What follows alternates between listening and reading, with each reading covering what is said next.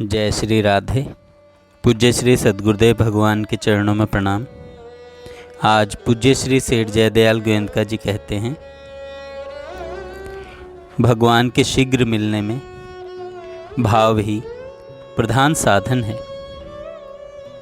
इसी भाव को समझने के लिए एक निम्नलिखित एक कहानी है। भगवान का एक भक्त साधक था। वह एक पीपल के वृक्ष के नीचे रहकर भजन ध्यान, गीता पाठ, साधु सेवा, तप और उपवास आदि किया करता था। एक समय वहाँ देवर्षि नारद जी पधारे। साधक ने उनकी बहुत सेवा की। तदनंतर तब नारद जी जाने लगे। तब उसने नारद जी से पूछा, भगवान आप कहाँ जा रहे हैं? नारद जी ने बतलाया, मैं भगवान के पास वैकुंठ में जा रहा हूँ। उसने नारद जी के चरणों में सिर नवाया और हाथ जोड़कर उत्सुकता पूर्वक दीन भाव से प्रार्थना की कि क्या आप मेरे लिए भी भगवान से यह पूछ लेंगे कि मुझे उनके दर्शन कब होंगे? नारद जी ने कहा, क्यों नहीं, ज़रूर पूछकर तुझे उत्तर दूंगा। इतना कहकर नारद जी वहाँ से चल दिए और बड़े प्रेम से भगवान के नाम और गुणों का कीर्तन करते हुए वैकुंठ धाम में पहुँचे। भगवान ने पूछा, नारद तुम कहाँ से आ रहे हो? नारद जी ने कहा, एक वृक्ष के नीचे आपका एक भक्त आपके भजन ध्यान और तपस्या में संलग्न है। अभी मैं वहीं से आ रहा हूँ। भगवान उसकी सेवा पूजा, भजन ध्यान और तपस्या प्रशंसा के योग्य है। प्रभु, उसने मेरे द्वारा आपसे यह पूछवाया है कि उसे आपके दर्शन कब होंगे। भगवान बोले, नारद यह बात तुम मत पूछो। नारद जी की उत्सुकता और बढ़ी। उन्होंने कहा, क्यों नहीं भगवान?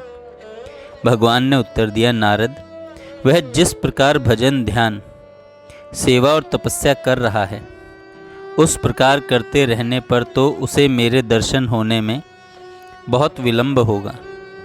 इस प्रकार साधन करने पर तो उसे उस पीपल के वृक्ष के जितने पत्ते हैं उतने वर्षों बाद मेरे दर्शन होंगे। भगवान की यह बात सुनकर नारद जी सहम गए।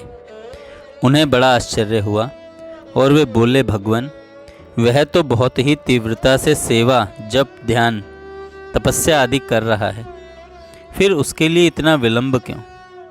भगवान ने कहा, नारद तुम इसका रहस्य नहीं समझते। मैं जो कुछ कहता हूँ वही उससे कह देना। तदनंतर नारद जी ने भगवान से और भी भक्ति, प्रेम, ज्ञान, वैराग्य संबंधी चर्चा की। फिर नारद जी वहाँ से लौटकर उसी पीपल के वृक्ष के नीचे बैठे उस भक्त के पास पहुँचे। नारद जी को देखते ही भक्त उनके चरणों में गिर पड़ा और बड़ी व्यग्रता से पूछने लगा, प्रभु क्या आप मेरी भी चर्चा वहाँ चली थी? प्रभु क्या मेरी भी चर्चा वहाँ चली थी? उसकी व्याकुलता भरी बात सुनकर नारद जी मुग्ध हो गए और बोले, नारद जी मुग्ध हो गए और बोले, तुम्हारा प्रसंग चला तो था, किंतु कहने में संकोच होता है। भक्त ने कहा, भगवान संकोच किस बात का है? क्या भगवान ने साफ इनकार कर दिया? क्या इस जन्म में मुझे भगवान नहीं मिलेंगे? जो भी हो आप मुझे बतलाइए तो सही। आप संकोच न करें, मुझे इससे कोई दुख नहीं होगा। उसके आग्रह पर नारद जी ने सारी बात ज्यों की त्यों बतला दी और कहा, अंत में भगवान ने तुम्हारे लिए यही कहा है कि इस प्रकार साधन करते करते इस पीपल के वृक्ष के जितने पत्ते हैं उतने वर्षों बाद मेरे दर्शन होंगे। इतना सुनते ही वह भक्त आश्चर्यचकित हो गया और करुणा भाव पूर्वक गदगद वाणी से कहने लगा, क्या मुझ जैसे अधम को भगवान के दर्शन होंगे? क्या यह बात भगवान ने अपने श्री मुख से कही है? आहा, जब कभी हो मुझे भगवान के दर्शन तो अवश्य ही होंगे। नारद जी बोले, होंगे तो सही, क्योंकि भगवान ने स्वयं अपने मुख से कहा है, किंतु होंगे बहुत ही विलंब से। यह सुनकर कि भगवान के दर्शन अवश्य होंगे, उस भक्त के आनंद का ठिकाना नहीं रहा। उसका भाव एकदम बदल गया। वह आनंद विह्वल होकर प्रेमाद्र भाव से भगवान के नाम और गुणों का कीर्तन करता हुआ उन्मत्त की भांति नाचने लगा। आनंद और प्रेम में वह इतना निमग्न हो गया कि उसे अपने तन की भी सुधि नहीं रही। फिर विलंब ही क्या था, भगवान उसी क्षण वहां प्रकट हो गए। भगवान को देखकर नारद जी अवाक रह गए। उन्होंने पूछा, भगवान आप तो कहते थे कि इस प्रकार साधन करते करते इस वृक्ष के जितने पत्ते हैं उतने वर्षों में मेरे दर्शन होंगे, परंतु वर्षों की बात तो दूर रही, अभी तो एक मुहूर्त भी नहीं बीत पाया है और आप प्रकट हो गए। भगवान बोले, नारद वह बात दूसरी थी और यह बात ही दूसरी है। मैंने तुमसे कहा था ना कि तुम इसके रहस्य को नहीं जानते। नारद जी ने कहा, प्रभु इसका क्या अर्थ है, क्या रहस्य है, मुझे बतलाइए। भगवान बोले, नारद उस समय तो इसके साधन में क्रिया की ही प्रधानता थी, किंतु अब इस समय तो इसमें क्रिया के साथ ही भाव की भी प्रधानता है।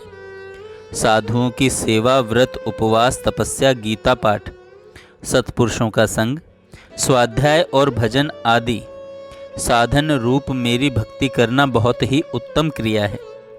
इन सब क्रियाओं के साथ जब तक अनन्य प्रेम भाव नहीं होता तब तक उसके लिए विलंब होना उचित ही है।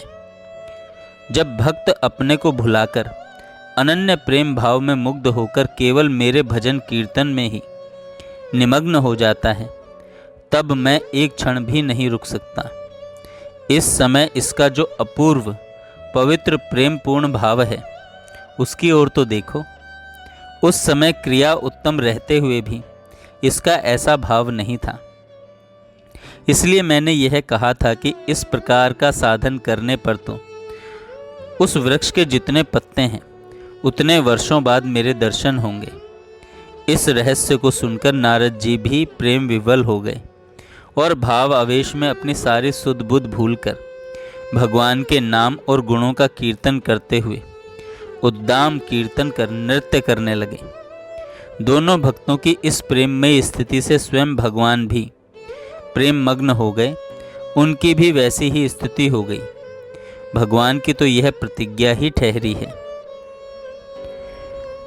ये यथा माम प्रपद्यन्ते तांस तथैव भजाम्यहम्। जो भक्त मुझे जिस प्रकार भजते हैं मैं भी उनको उसी प्रकार भजता हूँ। यों कुछ समय तक विचित्र प्रेम राज्य की प्रगाढ़ स्थिति में रहने के बाद तीनों को जब बाह्य चेतना हुई तब वे प्रेम में मुग्ध हुए परस्पर बातचीत करने लगे। तदनंतर भगवान उस भक्त के साथ विमान में बैठकर परम धाम में पधार गए और नारद जी प्रेम में विभोर होकर भगवान के गुणानुवाद गाते हुए अपने गंतव्य स्थान की ओर चल दिए। इस प्रसंग से हमें यह शिक्षा लेनी चाहिए कि समस्त क्रियाओं में भगवान की भक्ति उत्तम है तथा उस भक्ति के साथ निष्काम और अनन्य प्रेम भाव का समावेश होने पर फिर भगवान के मिलन में एक क्षण का भी विलंब नहीं होता। इसलिए उपयुक्त प्रकार से निष्काम अनन्य प्रेम भाव पूर्वक ही निरंतर भजन, ध्यान आदि उत्तम क्रिया करनी चाहिए। जय श्री राधे। जय श्री राधे।